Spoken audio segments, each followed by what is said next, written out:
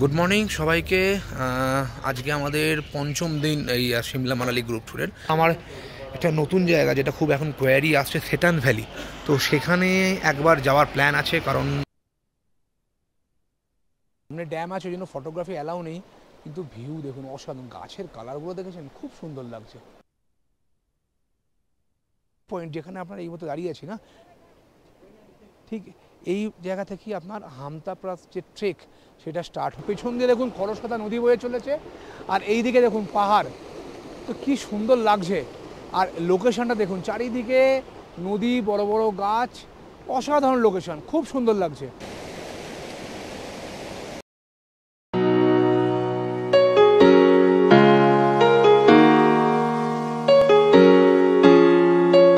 Good morning সবাইকে। আজকে আমাদের পঞ্চম দিন এই সিমলা মানালি গ্রুপ ট্যুরের। তো আজকে আমাদের গেস্টদের লোকাল সাইট সিন আছে মানালি। বেসিক্যালি আজকের যে প্ল্যানটা সেটা হলো সকাল সকাল আমরা এখন 9:30 বাজে, এখন আমরা ব্রেকফাস্ট করিয়ে দেবো। তারপরে আমরা এই মুহূর্তে বেরোবো না, কারণ মানালি সাইট সিন তো অত বেশি সময় লাগে না।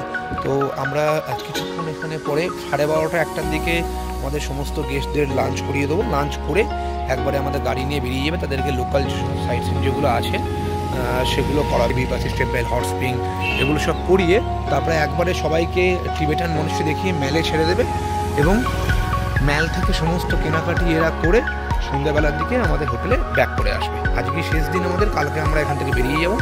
কিন্তু আজকে আমি সম্ভবত এটার সঙ্গে যাবো না, কারণ আমার একটা নতুন জায়গা যেটা খুব এখন কোয়ারি আসছে, সেটান ভ্যালি।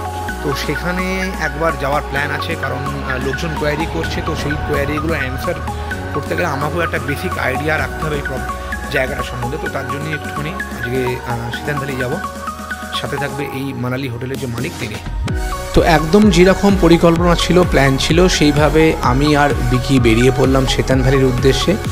মোটামুটি 14 থেকে 15 কিলোমিটার ডিস্টেন্স মানালি থেকে, যেতে সময় লাগবে প্রায় ঘণ্টাখানেক, এবং সমুদ্রপৃষ্ঠ থেকে প্রায় 9600 ফিট উচ্চতায় অবস্থিত সেতান ভ্যালি হিমাচলের অন্যান্য যে অফবিট লোকেশান বা অফবিট ছোটো ছোটো গ্রাম, তার মতোই একটা অনন্য সুন্দর জায়গা।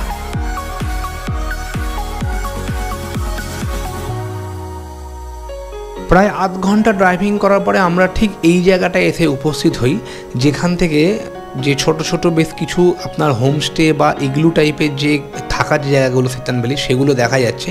আর ঠিক তার তলায় দেখুন পুরো মানালির যে ভ্যালিটা, মানালির যে টাউনটা, সেটা এখান থেকে দেখা যাচ্ছে। হয়তো ক্যামেরায় অতটা ক্লিয়ার না হলেও খালি চোখে খুব অসাধারণ লাগছিল নিচের মানালি ভ্যালিটা। আজকে আমরা সেতান ভ্যালিতে কোনো হোমস্টে বা হোটেলে থাকবো না, অথবা আমরা ভিজিটও করবো না। আমাদের আসার মেন উদ্দেশ্য হলো যে সেতান ভ্যালিটা মোটামুটি কীরকম সময় লাগবে, রাস্তাঘাট কীরকম, এলে আপনারা মানে যারা আমাদের গেস্ট তারা কীরকম ভিউ পাবেন, সেগুলো সম্বন্ধে একটা সম্যক ধারণা করে নিয়ে গিয়ে আপনাদেরকে সেই যে মেন যে ইনফরমেশানগুলো সেগুলো শেয়ার করা। প্রায় 10 থেকে 15 মিনিট আমরা দাঁড়িয়ে এই জায়গায় দাঁড়িয়ে আমরা যে মানালির যে নিচের যে শহরের যে ভিউ, সেটাকে উপভোগ করার পরে আমরা আবারও এগিয়ে চললাম আমাদের আজকের যে গন্তব্য সেতান গ্রাম, সেতান ভ্যালি যে ভিলেজ, তার উদ্দেশ্যে।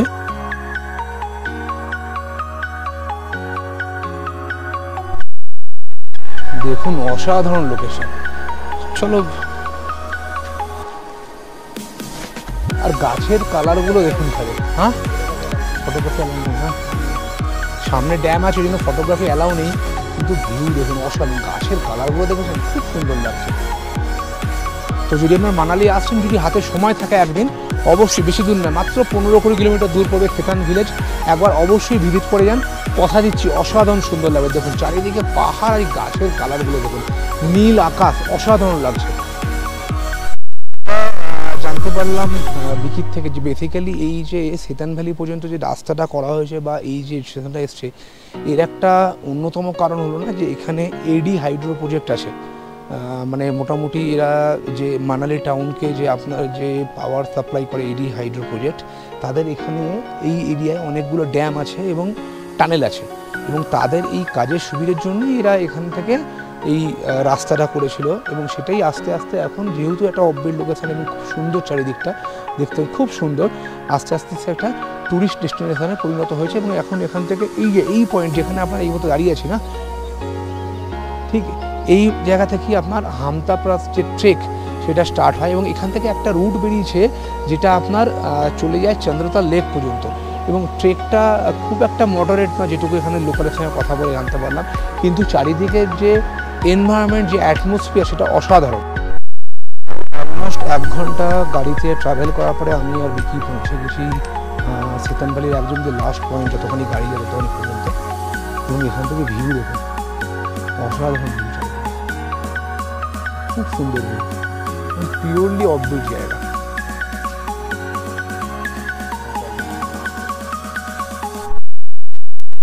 ফুট আছে বেসিক্যালি, এখান থেকেই আপনার এই হামতাবাদের যে ট্রেক স্টার্টিং পয়েন্ট স্টার্ট হয়। তো আমরা একটুখানি এগিয়ে দেখবো, সামনে একটা নদী আছে বললো, তো দেখা যাক কতখানি এগোনো যায়।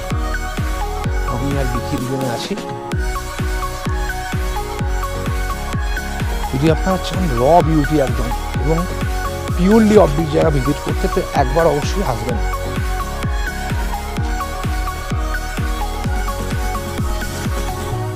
यही से स्टार्ट होता है ट्रेक का पॉइंट, यही से स्टार्ट होता है। एक पॉइंट उधर से रास्ता। अच्छा अच्छा, हाँ हाँ, तो पूरा गर्मी वो लोग ऊपर ही रहता है।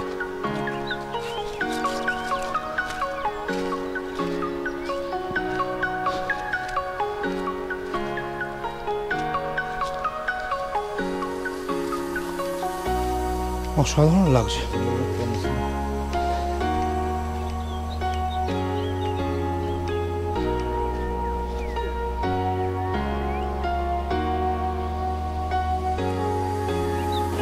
তো এই মুহূর্তে আমরা আছি একটা অসাধারণ জায়গাতে, অসাধারণ মানে সত্যি অসাধারণ। পেছন দিয়ে দেখুন খরস্রোতা নদী বয়ে চলেছে, আর এই দিকে দেখুন পাহাড়, তো কি সুন্দর লাগছে।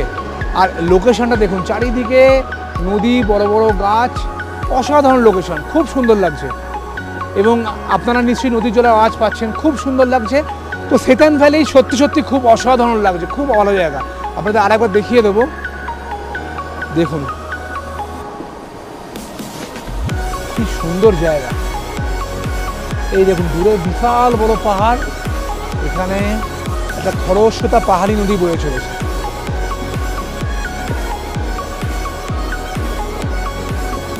আর ওই যে বিকি বসে আছে, হ্যাঁ খুব সুন্দর, খুব সুন্দর, অসাধারণ জায়গা। তো যদি পিওরলি কেউ আপনারা অফবিট প্লেস ভিজিট করতে চান, অবশ্যই একবার সেতান ভ্যালি আসুন, খুব সুন্দর, খুব সুন্দর লাগে।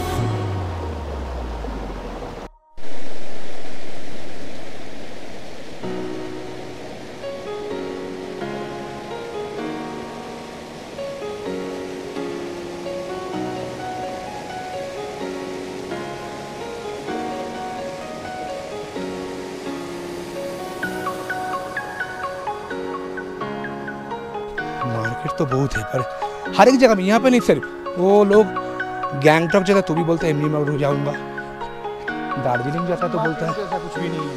हाँ, देखने के लिए, एक्सप्लोर करने के लिए ना यहाँ पे।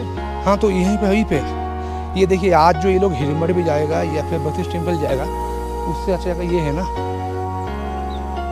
मार्केट से ज़्यादा बेटर ये है। और इन लोगों को समझाएगा कौन? यहाँ पे एक सुकून की सांस है एकदम।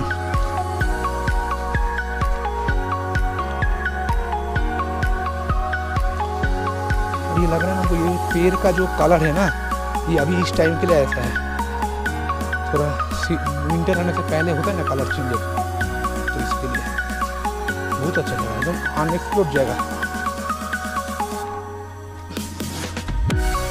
কিন্তু একটাই সমস্যা, খরচ এখানে প্রচুর, মানে এখানে হোমস্টে বা যে গ্ল্যাম্পিংগুলো আছে তার খরচ যা শুনলাম প্রচুর, মানে নর্মাল একটু ভালো স্ট্যান্ডার্ড তো আমরা সাধারণত কাজ করি না, তো একটু ভালো স্টে নিলে আপনার ऑफ सीजन की 5-6 हज़ार आ जाएगा ना,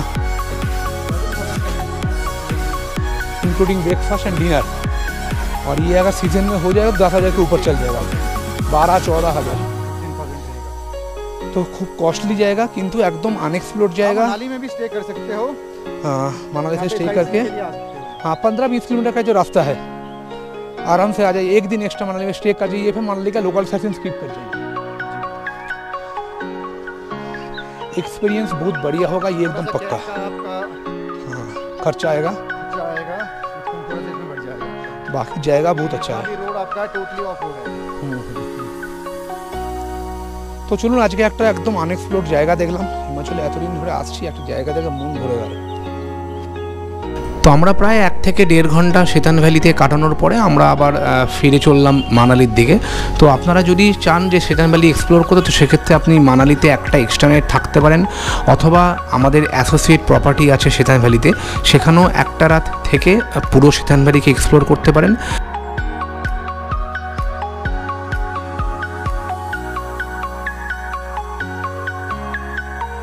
সিমলা, মানালি, সেতান ভ্যালি অথবা অন্যান্য যে ডেস্টিনেশনগুলো আছে, ডালহৌসি, ধর্মশালা বা হিমাচলে অন্যান্য যে কোনো জায়গাতে কোনো হোটেল বুকিং, গাড়ি বুকিং বা প্যাকেজ ট্যুরের জন্য যোগাযোগ করুন আমাদের সাথে।